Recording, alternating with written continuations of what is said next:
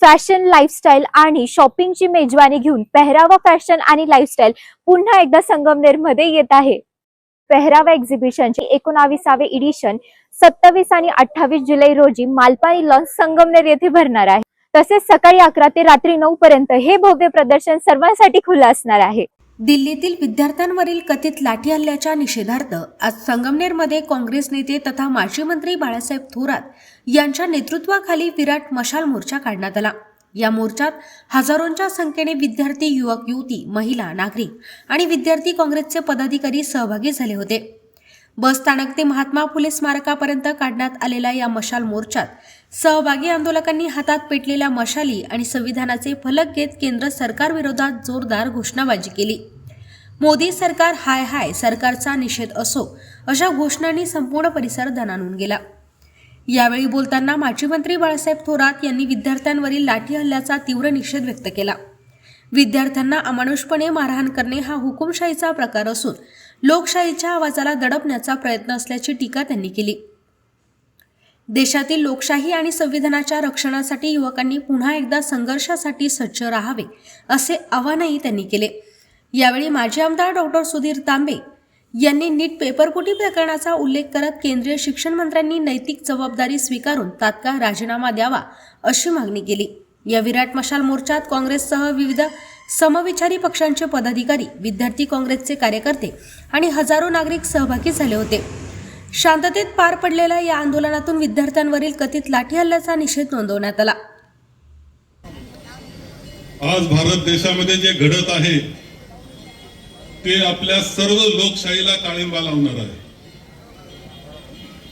सोनम वांगचुक यांचं 21 दिवसाचं उपोषण, अभिजित दिपके आणि त्यांच्या सहकाऱ्यांचं त्याच्यामध्ये असलेला सहभाग, तो जो आवाज होता तो जनतेचा आवाज होता. तो आवाज आमच्या विद्यार्थ्यांचा होता, युवकांचा होता, त्या कुटुंबांचा की ज्या कुटुंबांनी 22 लाख कुटुंबांनी वर्ष काम केलं होतं त्या मुलांच्या परीक्षेकरता, त्यांचा आवाज होता. परंतु केंद्र सरकारला तो आवाज पोहोचला नाही. पंतप्रधान मोदींच्या कानावर तो आवाज गेला नाही. कारण त्यांच्या एक घमेंड सत्तेची निर्माण झालेली, त्याचा तो परिणाम आहे, लक्षात घेतलं पाहिजे. आपण पाहतो की ते आंदोलन मोडण्याचा प्रयत्न क्रूर पद्धतीनं, भयानक पद्धतीनं, अमानुष पद्धतीनं ते आंदोलन मोडण्याचा प्रयत्न झाला.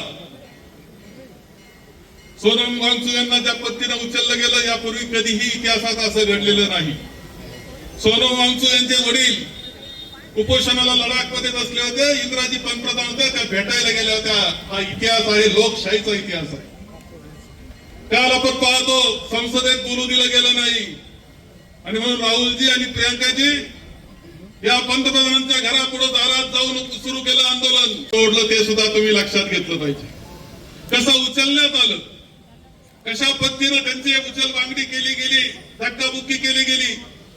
मुलांमध्ये, विद्यार्थ्यांमध्ये सुद्धा आपण जी मारहाण झाली, त्यांना अंगावर वळ वाटलेले मुलं शांततेच्या पद्धतीनं महात्मा गांधीच्या तत्वाप्रमाणे चाललेले होते, आंदोलन करत होते. परंतु ही हुकुमशाही जी आता माजलेली आहे, त्याचा परिणाम आपल्याला दिसतोय. हे सगळं काही मोडून काढायचं, जनतेचा आवाज सुद्धा ऐकायचा नाही. कारण त्यामध्ये त्यांना एक असं वाटतं की निवडणुका तर आपण कशा जिंकतो. हा जो दोष आहे दूर करण्याची जबाबदारी ही जनतेची सुद्धा आहे, लक्षात घेतलं पाहिजे. राहुलजी देशभर फिरलेत, युवकांमध्ये गेलेत, जागृती निर्माण करण्याचा प्रयत्न त्यांनी केलाय आणि जनतेनं जागृत झालं पाहिजे. ही एक परीक्षा आणि त्यामध्ये झालेला नीटचा गोंधळ हा एक भाग आहे. पण यादी वाचायला गेली तर खूप मोठी आहे अन्याय, अत्याचारांची. आज न्यायालयावर दबाव आपल्याला सगळ्यांना पाहायला मिळतो आहे. स्वायत्त संस्था मोडीत निघालेल्या आपल्याला दिसतात, राजकारणाकरता वापर चाललेला आपल्याला दिसतो आहे. एक विचार केला पाहिजे, युवकांनी विचार केला पाहिजे, त्या पुढचा भविष्य काळ तुमचा जो राहिला आहे तो काय असणार आहे. या देशात लोकशाही असणार का नाही हा विचार आलेला आहे. धर्माच्या आणि जातीच्या नावावर राजकारण केलं जातं आणि मुठभरांची पोळी भाजण्याचा कार्यक्रम त्यामध्ये चाललेला आपल्याला दिसतोय. हे एक कारण आहे. नीटची परीक्षा, टीईटीची परीक्षा, यामध्ये सुद्धा एक लक्षात घ्या की मोठा आर्थिक गोंधळ आहे. काही जणांना जेलमध्ये घातलं जाईल, सगळं दिसेल तुम्हाला. पण आपल्यालाही अशी सवय झाली की 4 दिवसांनी आपण विसरलेला असतो. आपल्या लक्षात घ्या, हे पुढचा विचार आपल्याला करावा लागेल भविष्य काळाचं. आज जो पेटलेला युवक आहे त्यांनी भविष्य काळाचा विचार करा की घटना राज्यघटना राहणार का नाही, ही लोकशाही राहणार का नाही, हा देश चालणार कसा, तुमचं भवितव्य पुढच्या काळामध्ये कसं राहणार, या सगळ्याचा विचार सगळ्यांनी केला पाहिजे. आज आपण इथे महात्मा ज्योतिबा फुले यांच्या पुतळ्यापुढे आपण आलेलो आहे. तुम्ही जागा चांगली निवडली. मला एक सांगा की महात्मा फुलेंचा एक सिनेमा निघाला होता त्यांच्यावर, चालला का रे तो? नंतर सावित्रीबाई फुलेंच्या नावावर खासदार अमोल कोल्हे यांनी, डॉक्टर अमोल कोल्हे यांनी सिरियल काढली आणि ती सिरियल मध्येच का बंद झाली? हा विचार जो आहे महात्मा फुलेंचा, डॉक्टर बाबासाहेब आंबेडकरांचा, शाहू महाराजांचा, महात्मा गांधींचा, शिवाजी महाराजांचा, हा सगळ्यांना बरोबर घेऊन जाणारा विचार आहे, हे लक्षात घेतलं पाहिजे. पण तो विचार मोडीत काढण्याचं काम सुद्धा चाललेलं दिसत आहे आणि म्हणून आपल्या सगळ्यांवर मोठी जबाबदारी आहे. हा देश वाचवण्याची जबाबदारी आहे.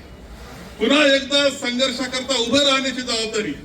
आणि ते उभं राहिलं नाही आपण आता तर भविष्य काळ तुमचा कठीण आहे हेही आपण ओळखलं पाहिजे. दुसऱ्या कोणाचं तरी घर जळतं, आपलं काय गेलं हे म्हणणाऱ्यांना लक्षात ठेवा, तुमचं घर जळलं त्या विजवायला कोणी येणार नाही. ही सगळी गोष्ट आज. आणि म्हणून आजच्या या निमित्तानं, या नीटच्या निमित्तानं, त्यामध्ये झालेल्या अन्यायाच्या निमित्तानं जो युवक जागृत झालेला आहे त्यांनी त्या नीटच्या पलीकडे जाऊन आता सगळ्याच लोकशाहीचा विचार केला पाहिजे या मताचा मी आहे. राज्यघटना जी भारतरत्न डॉक्टर बाबासाहेब आंबेडकरांच्या नेतृत्वाखाली तयार केली गेली, अरे तिचं प्रियांबल, तिचं तत्वज्ञान ते तयार झालं ते आपल्या सगळ्या संतांच्या विचारातून झालं, समाज सुधारकांच्या विचारातून झालं. ते मोडीत काढायला जर कुणी निघाला असेल तर वाचवण्याची जबाबदारी ही आपली असली पाहिजे. तिच्या रक्षणाकरता उभं राहिलं पाहिजे. हेच या आंदोलनातून आपण शिकावं अशी अपेक्षा मी या निमित्तानं आपल्या सगळ्यांकडून करतो. आपण चांगला सहभाग केला. सुंदर हे आंदोलन तर सगळीकडे पेटलेलं आहे, परंतु हा संदेश जो आहे तो लोकशाही आणि राज्यघटनेशी सुद्धा निगडीत आहे, हे विसरून जाऊ नका एवढंच आवाहन करतो आणि माझे 2 शब्द संपवतो. आपल्या परिसरातील ताज्या घडामोडी पाहण्यासाठी आजच प्रजासत्ताक न्यूज 24 ला सबस्क्राईब करा आणि रहा अपडेट. तसेच लाईक अँड शेअर करायला विसरू नका. प्रजासत्ताक न्यूज सदैव आपल्या सोबत.